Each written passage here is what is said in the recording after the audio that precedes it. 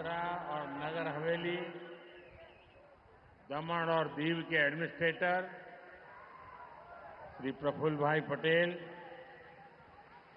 संसद में मेरे साथी श्रीमती कलाबेन डेलकर, सभी गणमान्य महानुभाव, भाई और बहनों, नमस्कार।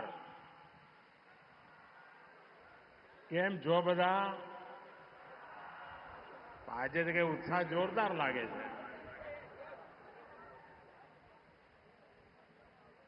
હું સંઘ પ્રદેશના સૌ વહીવટકર્તાઓનો આભાર માનું છું કે મને આપ સૌને મળીને ઉપર અહીં આવવા માટે અવસર દીધો. ઘણા જૂના જૂના ચહેરા બધા નમસ્તે કરવાનો મોકો મળી ગયો. साथियों, सिल्वाकासा और सिल्वासा का ये प्राकृतिक सौंदर्य, यहाँ के लोगों का प्यार और दादरा नगर हवेली, दमन दीव, आप सब जानते हैं मेरा कितना पुराना नाता रहा है आप लोगों से.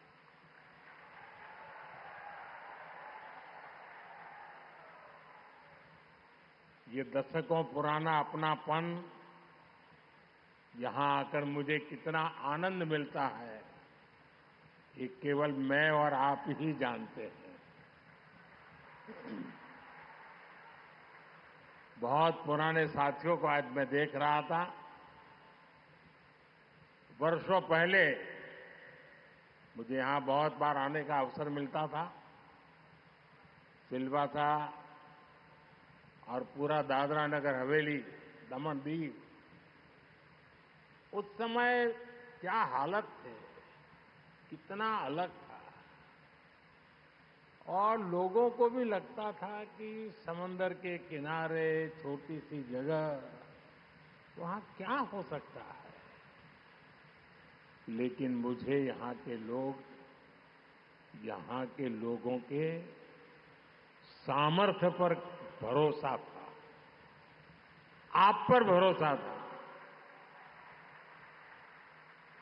2014 में केंद्र में सरकार बनने के बाद हमारी सरकार ने इस भरोसे को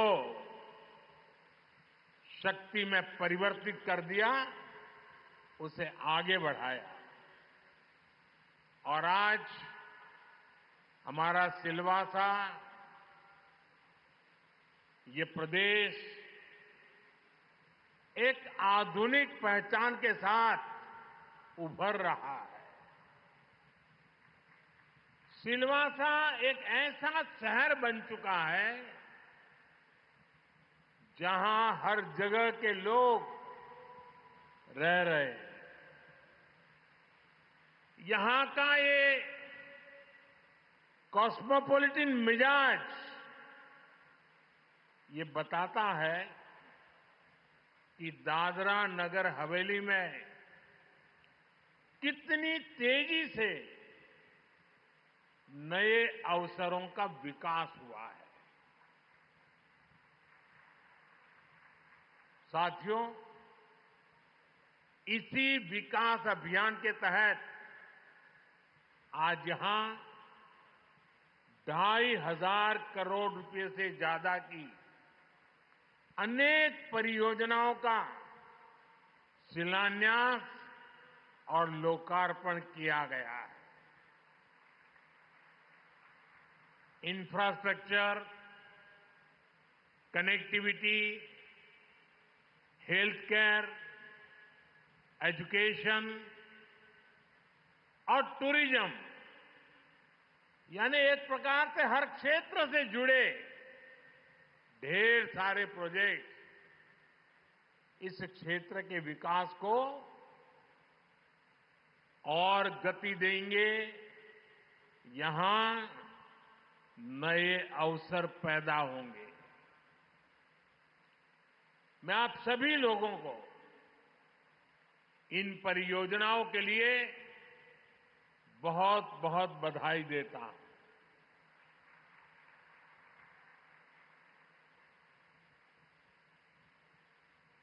एक नानकड़ी बात કરી દઉં તમને। તમારામાંથી ઘણા બધા, કારણ કે અહીં તો દરેક પરિવારમાં વિદેશ જવું એ કંઈ નવું નથી, સિંગાપોર જતા હશો। આ સિંગાપોર કોઈ એક જમાનામાં માછીમારોનું એક નાનકડું ગામ હતું। માછીમારી જ મુખ્ય કામ હતું। ખૂબ ટૂંકા ગાળામાં ત્યાંના લોકોના સંકલ્પ શક્તિએ આ સિંગાપોર બનાવી દીધું। જો સંઘ પ્રદેશ પણ અહીંનો દરેક નાગરિક નક્કી કરે ને તો હું તમારી સાથે ઉભો રહેવા તૈયાર છું।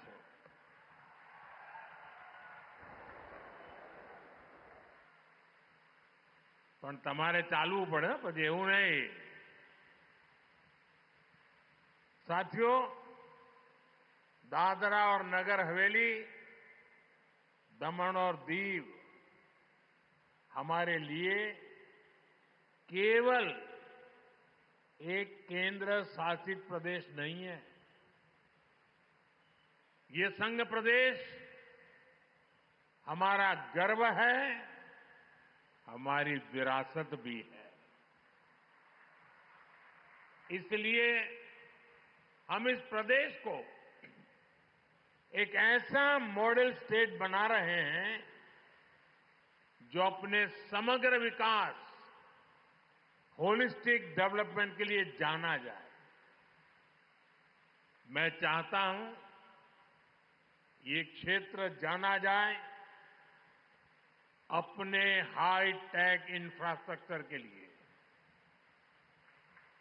ये क्षेत्र जाना जाए आधुनिक स्वास्थ्य सेवाओं के लिए, यह क्षेत्र को जाना जाए वर्ल्ड क्लास एजुकेशन इंस्टीट्यूट्स के लिए। यहां की पहचान हो अपने टूरिज्म से, ब्लू इकोनॉमी से। यहां की पहचान बने यहां की औद्योगिक प्रगति, युवाओं के लिए नए अवसर, महिलाओं की भागीदारी और चौतरफा विकास। भाइयों बहनों, प्रफुल्ल भाई पटेल की मेहनत और केंद्र सरकार के सहयोग की वजह से हम अब इस लक्ष्य से बहुत दूर नहीं है। बीते 10 वर्षों में हमने मिलकर इस दिशा में तेजी से काम किया है। हमारा सिलवासा और ये संघ प्रदेश विकास के मामले में देश के नक्शे पर एक अलग पहचान के साथ उभर रहे। दादरा और नगर हवेली, दमन और दीव ये कई योजनाओं में सैचुरेशन की स्थिति में पहुंच गए। जीवन के हर आयाम में, हर जरूरत के लिए सरकार की योजना का लाभ हर लाभार्थी को मिल रहा है। आप देखिए, one nation one ration card से हर व्यक्ति को भोजन की गारंटी मिली है। जल जीवन मिशन से हर परिवार तक पीने का साफ पानी पहुंच रहा है। भारत नेट से डिजिटल कनेक्टिविटी मजबूत हुई है। पीएम जनधन ने हर परिवार को बैंकिंग सेवाओं से जोड़ा है।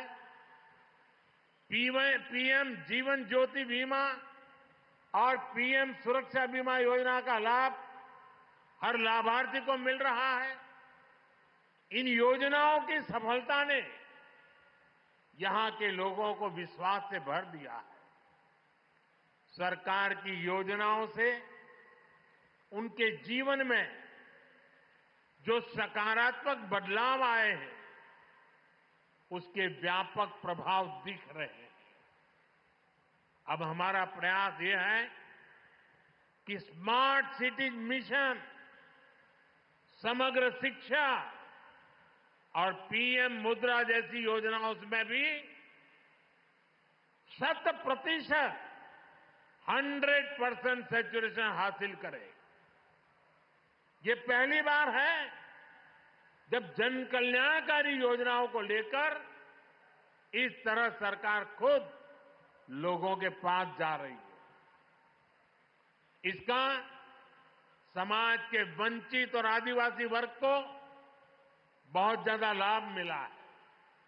साथियों, इंफ्रास्ट्रक्चर से लेकर शिक्षा, रोजगार और औद्योगिक विकास तक किस तरह से इस प्रदेश की तस्वीर बदली है, ये आज हमारे सामने।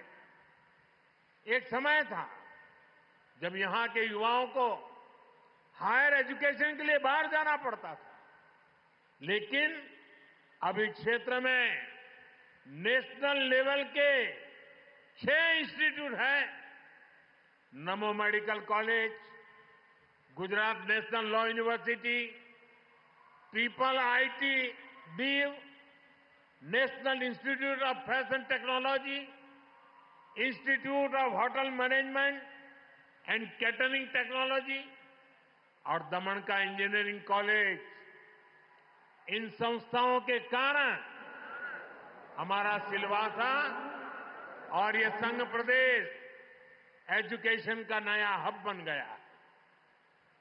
यहां के युवाओं को इन संस्थाओं का ज्यादा लाभ मिले, इसलिए उनके लिए सीटें रिजर्व रखी गई है।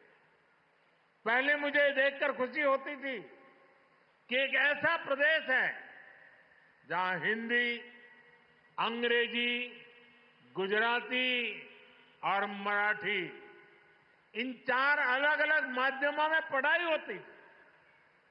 अब मुझे इस बात का भी गर्व है कि यहां प्राइमरी और जूनियर स्कूलों में भी बच्चे स्मार्ट क्लासरूम में पढ़ाई कर रहे हैं। साथियों, बीते वर्षों में इस क्षेत्र में आधुनिक स्वास्थ्य सेवाओं का काफी विस्तार हुआ है। 2023 में मुझे यहां नमो मेडिकल कॉलेज के उद्घाटन का अवसर मिला था। अब इसके साथ 450 बेड की क्षमता वाला एक और अस्पताल जुड़ गया है। इसका भी यहां उद्घाटन किया गया है। आज यहां स्वास्थ्य से जुड़ी कई दूसरी परियोजनाओं का शिलान्यास भी हुआ है। सिलवासा की इन स्वास्थ्य सुविधाओं से यहां के आदिवासी समुदाय को बहुत बड़ा फायदा होगा। साथियों, आज सिलवासा में हेल्थ से जुड़े प्रोजेक्ट एक और वजह से खास हो गए। आज जन औषधि दिवस भी है। जन औषधि यानी सस्ते इलाज की गारंटी। जन औषधि का मंत्र है दाम कम, दवाई में दम। दाम कम, दवाई में दम। हमारी सरकार अच्छे अस्पताल भी बनवा रही है। आयुष्मान योजना के तहत मुफ्त इलाज की सुविधा भी दे रही है और जन औषधि केंद्रों के जरिए सस्ती दवाएं भी दे रही है।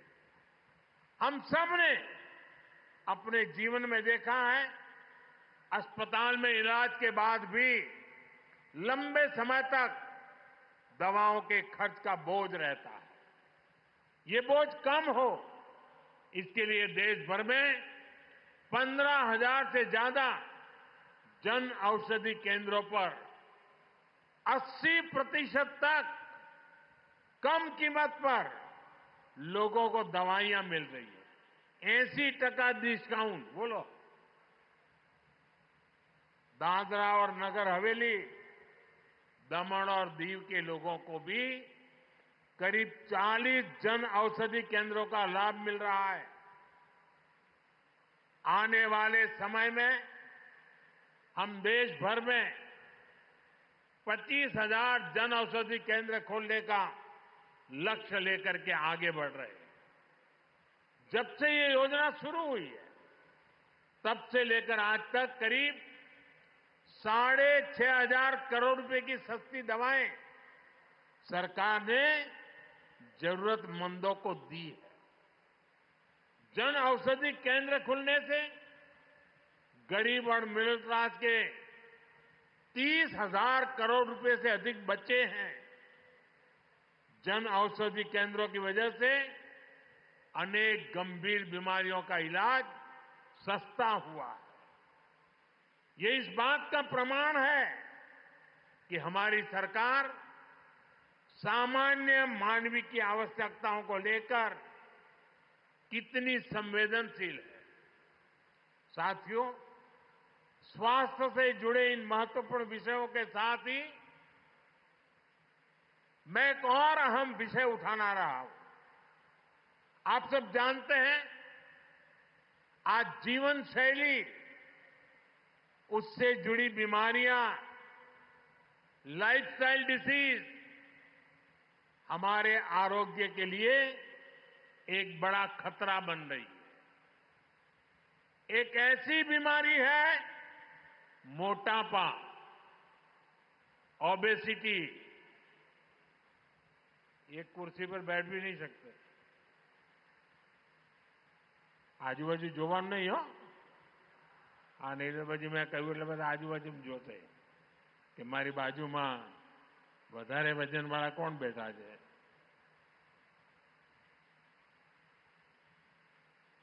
ये मोटापा जो आज दूसरी कई बीमारियों की वजह बनती जा रहा है।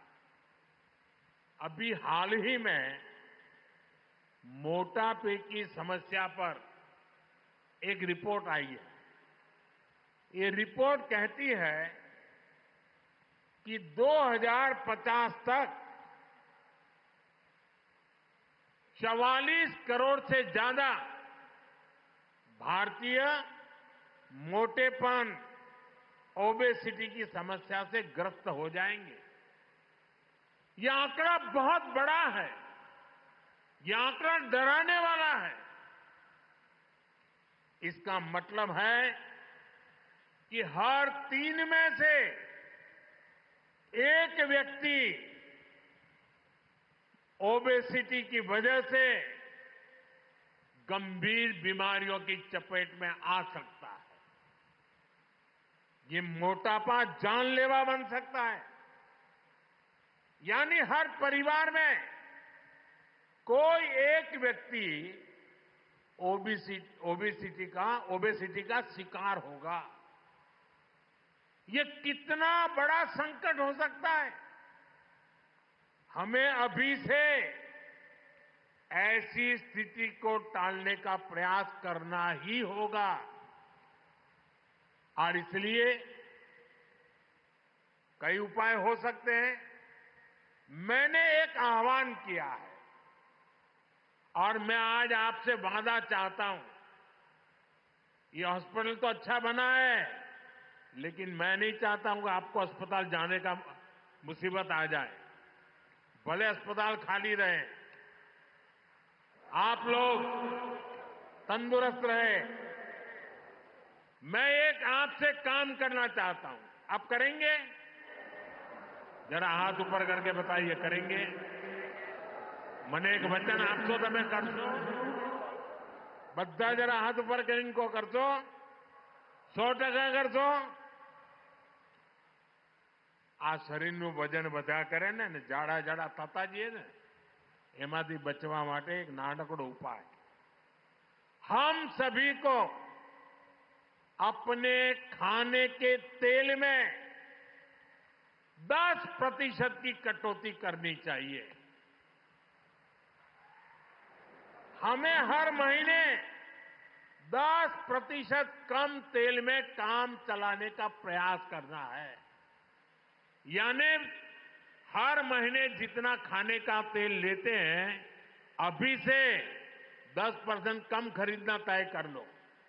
बोलो 10% તેલ ઓછું વાપરવાનો વચન આપો છો?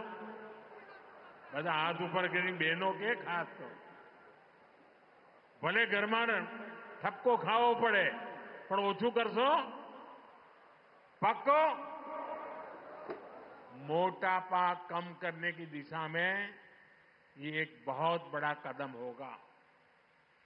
इसके अलावा हमें एक्सरसाइज को अपने जीवन का हिस्सा बनाना होगा।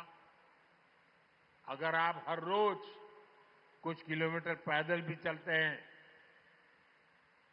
संडे ऑन साइकिल ये भी करते हैं, तो बहुत बड़ा फायदा होगा। અને તમને તો જો મેં 10% તેલ ઓછું કરવાનું કહ્યું છે, બીજું કશું ઓછું કરવાનું નથી કહ્યું પાછું. નહીં તો તમે એમ કહો કે સાહેબે તો કહ્યું હાજે 50% ઓછું કરો, તો તમે મને ફેલ વાત બોલાવો જ નહીં. આ દેश विकसित भारत के संकल्प को सिद्ध करने में जुटा है। हमें याद रखना है कि एक स्वस्थ देश ही ऐसे लक्ष्य को हासिल कर सकता है। इसलिए दादरा और नगर हवेली, दमन और दीव, ये संघ प्रदेश के लोगों से भी कहूंगा, अगर आप खाने के तेल में कटौती करते हैं, अपने को फिट रखते हैं, तो ये विकसित भारत की यात्रा में आपका एक बड़ा योगदान होगा। साथियों, जिस प्रदेश के पास विकास का विजन होता है, वहां अवसरों का निर्माण भी तेजी से होता है। इसलिए पिछले एक दशक में एक क्षेत्र एक इंडस्ट्रियल सेंटर के रूप में उभरा है और इस बार बजट में हमने मिशन मैन्युफैक्चरिंग एक बड़ा काम हाथ में लिया है, जिसका सबसे ज्यादा लाभ यहां हो सकता है। पिछले 10 वर्षों में यहां सैकड़ों नए उद्योग शुरू हुए, कई उद्योगों का विस्तार हुआ है, इसमें हजारों करोड़ रुपए का निवेश हुआ है। ये उद्योग स्थानीय लोगों को बड़े पैमाने पर रोजगार के अवसर दे रहे हैं। हम ये भी सुनिश्चित कर रहे हैं कि रोजगार के इन अवसरों का ज्यादा से ज्यादा लाभ हमारे आदिवासी समाज को, ट्राइबल साथियों को मिले। इसी तरह एससी, एसटी, ओबीसी महिलाओं को सशक्त बनाने के लिए यहां गिर आदर्श आजीविका योजना को भी लागू किया गया है। यहां छोटे डेयरी फार्म की स्थापना से रोजगार के नए अवसर भी बने हैं। साथियों, रोजगार का एक बहुत बड़ा माध्यम पर्यटन भी है। यहां के बीच और यहां की समृद्ध विरासत बड़ी संख्या में देश विदेश के पर्यटकों को यहां ला रहे हैं। दमन में राम सेतु, नमोपथ और टेंट सिटी के विकास से इस क्षेत्र का आकर्षण बढ़ा है। दमन का नाइट मार्केट भी पर्यटकों को खूब पसंद आ रहा है। यहां एक विशाल पक्षी विहार का निर्माण किया गया है। दुधनी में इको रिसोर्ट बनाने की तैयारी है। दीव में समुद्री तट पर कोस्टल प्रोमेनेड बीच डेवलपमेंट का काम भी किया जा रहा है। 2024 में दीव बीच गेम्स का आयोजन हुआ था, जिसके बाद से लोगों में बीच गेम्स का आकर्षण बढ़ा है।